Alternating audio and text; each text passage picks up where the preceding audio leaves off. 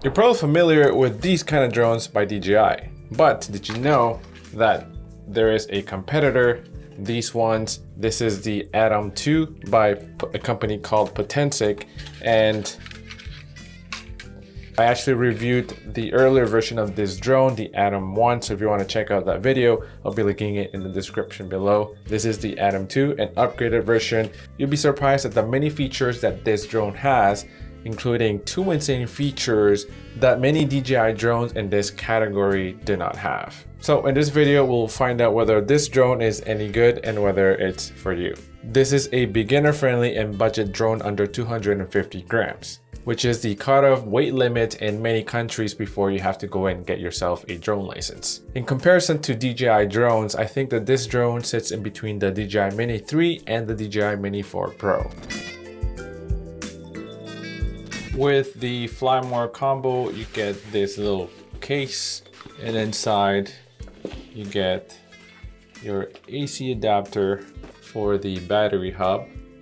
There is no USB-C port anywhere, just the AC in adapter. You do have a USB out though, so you can power other devices with this hub. You get the drone here. The X is the memory card here at the bottom. The power button. Extra propellers, cables, and a remote.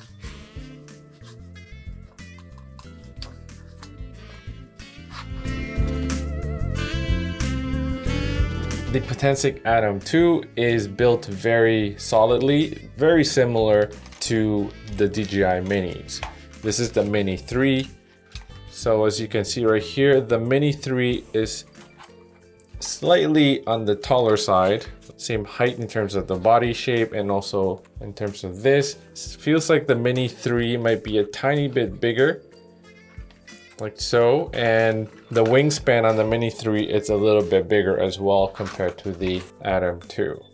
So a little bit smaller than the Mini 3. One thing to keep in mind with the Atom 2 is that there are no threads in the camera right here.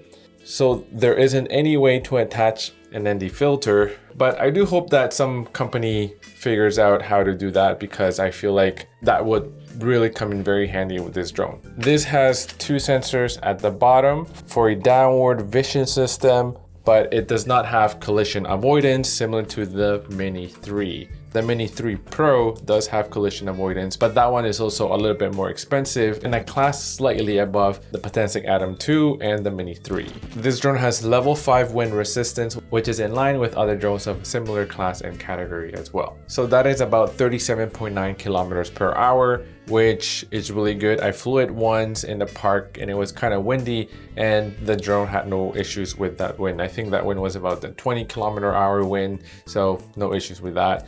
In terms of the way this is built, there's one thing that I do enjoy as opposed to some of the other DJI mini drones like the Mini 3 for example, or even the Mini 4, is that you're able, once the drone is folded, you're able to just take out the battery like so. Unlike the Mini 3 and the Mini 4, where you can't take out the battery if you want to just to charge it when this is folded.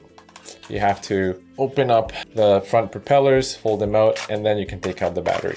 A minor inconvenience, but when I'm preparing for a shoot and I want to make sure all my batteries are charged, it's an extra, I guess, 10 seconds that I'm saving. Yeah, call me picky, I know. The camera has tilting capabilities all the way from looking all the way down at a 90-degree angle, as well as looking slightly up at about a 20-degree angle. So it can go look up this way as well.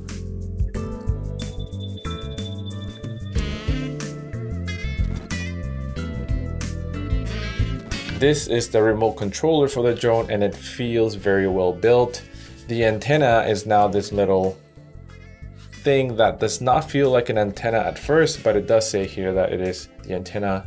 You have a C1 and C2 button here. You can start and stop recording or take a photo here. And you have this to control the tilt and angle of that camera. And this controls other settings as well.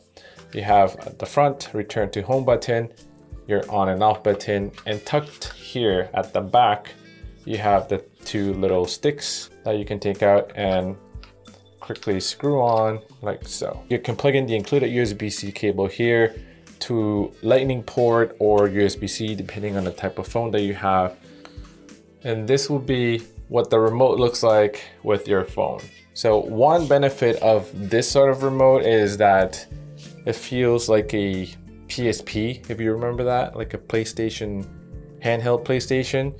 And some people enjoy this hold a little bit more like than your DJI remote, where you hold this like this and sometimes your hand can get in the way of the actual screen. With this, you can make sure that this is going to be always clear so your hands and stuff won't be over the screen, giving you a better view. The minor drawback of that is that you get a slightly bigger form factor when you're flying a drone. So pros and cons. Right now, Potensic does not have any options for a remote controller with a built-in screen, but I do hope that they do consider that in the future and give us an option with one with a built-in screen.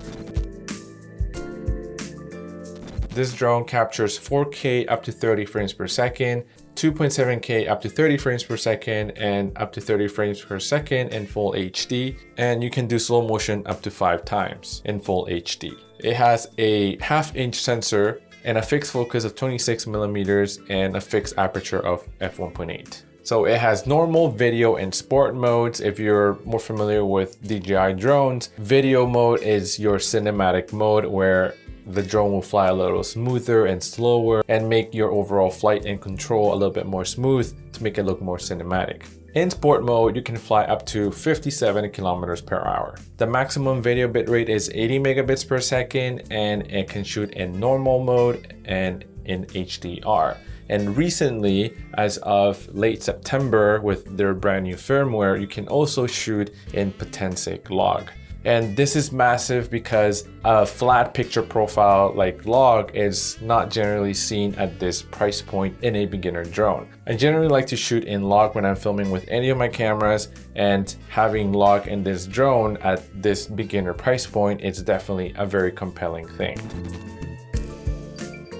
For photography, this camera has a 12/48 megapixel sensor and I'll get into that in just a bit. It has a Sony 1/2-inch CMOS sensor with 4-in-1 pixels, which apparently they claim reduces noise. You get good quality out of raw photos, and if you're shooting in JPEG, just keep in mind that I did find that the photos in JPEG seem to have a little bit more sharpening applied to them. The caveat is that if you want to shoot a 48 megapixel photo, you can only do that in JPEG and not in RAW, which is a bit of a bummer, but I do hope that they address this in a future firmware upgrade. Here I have 2 photos, one shot in RAW at 12 megapixels and one in JPEG at 48 megapixels. You can tell that the JPEG one is a little bit over sharpened, but overall, I think they're both pretty good.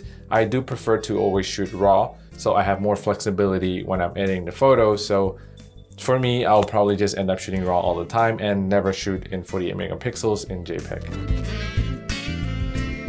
Potensic claims that this drone has a battery life of 32 minutes, although in my practice, depending on the wind conditions at that time, I did find the battery lasting closer to like 28, 27 minutes. And less than that because I usually like to bring the drone back when I'm about 30 or 25% of battery. I usually don't like to cut it close because if I have the drone very far from me, then sometimes depending on the wind and resistance and stuff like that, it might not make it back in time before the battery runs out. So just word of caution. The range of the remote is insane. It is 6.2 miles or about 9.97 kilometers. This is a really huge range and it's obviously in optimal conditions, but due to legal limits of where I'm flying, I wasn't able to test this out. But definitely more than enough than what you would ever need. If you get the Fly More combo, you get this battery hub, which allows you to charge all 3 batteries at the same time. Literally, they all do charge at the same time. Unlike other battery hubs that charge 1 battery at a time, Potensic charges all 3 at the same time in about 1.3 hours. The only drawback with the hub though is that it does not have USB-C. You do have to power it via an AC adapter to the wall. So we talked about one feature that is huge in this class of drones, which is the log shooting profile. The second feature that is also unheard of in this category of drones is dynamic home point. So when you have this enabled, dynamic home point automatically updates the return point based on the location of the remote. So not based on the initial takeoff position, but based on where the remote is at that time.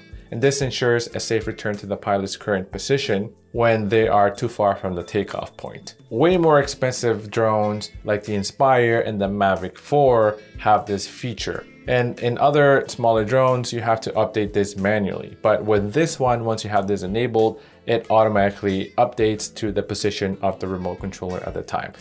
This would be very useful if you're shooting from a moving vehicle, for example. This drone also has all the other AI features like Quickshots and AI Tracking, AI Spotlight, AI Follow, and these all work very well. I did find that to access them, you had to select a subject on your screen first before you're able to open that menu for the different tracking functions. You also have your quick shots like pull away, spiral, rocket, circle, boomerang, and your dolly zoom.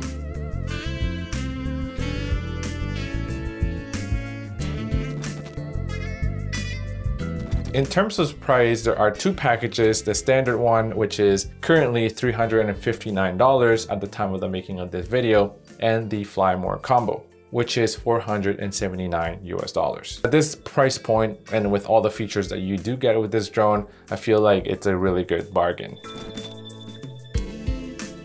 So is this drone for you? If you are looking for your first drone, you want something that is under 250 grams and that is budget friendly, the Atom 2 is one to consider. It has a ton of features for you to play around with. It flies very reliably, and it even has features that are traditionally in more advanced drones like lock filming and also dynamic home point. It does not have features like obstacle avoidance, and it only allows you to shoot 48 megapixels but in JPEG and not in RAW. Despite these two minor inconveniences, this is a very capable drone at a very accessible price point. Let me know in the comments below if you are looking for your first drone. Anyway, so that's it for today's video. I hope that you are able to get something out of this. And if you're still watching, here are a couple more videos you could watch next, and I'll see you there.